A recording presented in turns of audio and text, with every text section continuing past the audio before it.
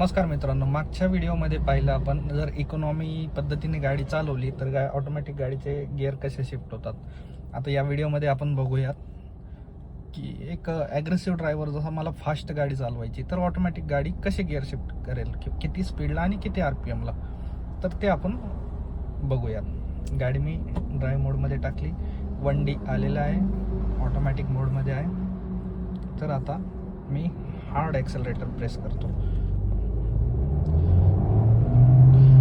बघा, RPM around almost 4000 पर्यंत reach झालंय. थर्ड गिअर शिफ्ट झालेला आहे. ऑलमोस्ट अराउंड 4000 RPMला फोर्थ गिअर आलेला आहे. गाडीचा स्पीड 80 अराउंड पोहोचलेला आहे. पाचवा गिअर अजून शिफ्ट नाही झालेला मित्रांनो. आता पाचवा पण अराउंड ऑलमोस्ट नियरली 4000 RPMला शिफ्ट झालेला आहे. गाडी 110ला 110च्या स्पीडपर्यंत पोहोचली होती. अशा प्रकारे तुम्ही ॲग्रेसिव्ह मोडमध्ये ड्राईव्ह करता तर गाडी या पद्धतीने गिअर शिफ्ट करते ऑटोमॅटिक गाडी.